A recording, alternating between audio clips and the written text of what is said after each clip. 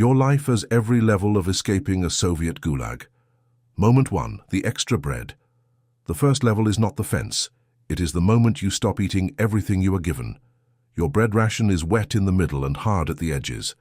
This time you tear off a corner and push it into the lining of your coat, while the barrack smells of smoke, damp wool, and sick men sleeping badly. Your fingers move too carefully. That is what scares you later. You tell yourself it means nothing. Men save bread all the time. For weakness, for later, not for escape. Across from you, Lev lifts his eyes from his tin bowl and notices the hesitation, not the act. In a camp, that is enough. He says nothing. You keep chewing long after the taste is gone. That night the frost whitens the window from the inside. A man coughs into a rag. Someone whispers about 2 prisoners found frozen after trying to get past the timber line. You lie still and stare at the beams overhead. You call it caution. You say a hidden crust is not a plan. But before sleeping, you move your boots closer to the bed. Moment 2, the search line. 3 days later, the camp changes posture. By dawn, every brigade is outside in the wind, while guards walk the line with dogs. Snow stings your eyes. The commandant reads new orders in a flat voice, searches after every shift, double counting, reduced rations for any brigade that returns incomplete.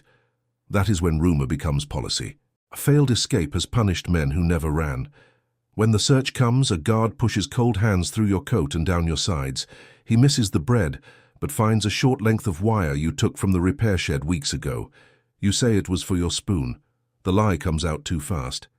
He studies you, then throws the wire into the snow. That evening, the ration cut folds your stomach inward. Lev no longer sits near you. One man changes bunks. Your wife's last letter stays tucked inside your shirt all night, and for the first time you do not think about her words. You think about how easily paper identifies a man. You tell yourself the attention will pass. But now you notice who watches without appearing to. Moment 3. The second sentence. A prisoner from punishment detail is dragged through camp at noon with one boot missing and both hands tied. His beard is white with frozen breath. He is still alive, which is why they show him. The commandant reads his added sentence aloud. Attempted escape. Attempted, as if thought itself can be punished. The word settles into you more heavily than the cold. That afternoon, Lev speaks without looking at you. If you run, he says, don't run with paper. You say nothing. He shrugs once. I saw you touch your chest every time they searched us. That night you unfold your wife's letter beneath the blanket. She writes about your daughter's shoes, a cracked stovepipe, a parcel that may never arrive. You stare at the handwriting until it stops looking like language and starts looking like proof. Then you burn it over a scrap of candle. Wax runs over your thumb. For a second you almost stop because the page is the last clean bridge to the man you used to be. But you let it blacken and curl into your tin cup.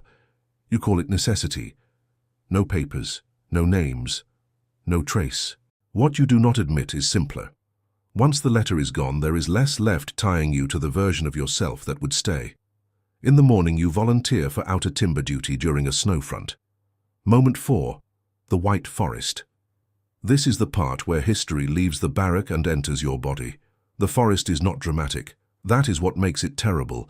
Endless white, dark trunks, axes, sleds, men bending under orders. The guards keep their distance because the cold punishes them too. Snow thickens until the world loses edges. You make your move during the hauling count. You do not run. You drift behind a stack of timber, crouch, wait for shouting that does not come, then move deeper between the trees with your head down like a man looking for dropped tools. By the time the whistle blows, you are already farther than your courage expected. An hour later, another prisoner appears beside you. Mikhail, thin, hollow-cheeked, one glove missing. He must have understood before you did. You share your hidden bread because 2 men leave one hope instead of 2 trails. His fingers shake so badly, he drops half of it in the snow. By evening, your socks are soaked, your heels skinned raw, and the distant dogs no longer sound far enough away. At night, you shelter under low branches. Mikhail whispers about a settlement near the old road, free workers, stolen clothes, warmth. You nod as if maps still matter here. Before dawn you wake to find his hand inside your coat, searching for the second crust. You slap him away too hard. His face changes at once, not angry, hurt. You both understand it then. Outside the camp, you are still carrying the camp with you. Moment 5. The village with no outside. By the 5th level, the fence is behind you, and you finally understand it was never the important part. Mikhail cannot keep pace. His limp becomes a drag, then a collapse. His breath rattles wetly. When he asks you to wait, you do, for 10 seconds, then 20. You tell him you will scout ahead and come back. The lie is gentle. That is why it survives. You take the bread and the matches while he is still nodding. The settlement appears at dusk. 3 houses, smoke, a sagging fence, a dog too tired to bark. Warmth leaks from one window. A woman opens the door before you knock. She sees the shaved head beneath the cap, the camp jacket turned inside out, the way your eyes go first to the stove. For a second, she looks like she might help. She gives you soup in a chipped bowl. The room smells of cabbage and soot. Her son stares at your hands while you eat too fast and burn your tongue. You decide not to ask for directions. Silence, you think, will make you smaller. Then the boy says, almost curiously, "Mama, why does he have numbers sewn into the seam?" You look down too late. Not all the stitching came out. When the woman says there is more soup in the next room, her voice is calm enough to sound kind. You stand because standing feels less suspicious than running. The door closes behind you. It is not locked. You still do not run. That is the last level. Not capture. Historical collapse. The militia arrives before full dark. There is no struggle worth naming. Outside, the cold hits your lungs so hard your knees fold. One of the men drives a fist into your stomach with professional impatience. You vomit cabbage into the snow. Back in custody, everything becomes clean again. Name, article, camp number, date of escape, distance covered, assistance received.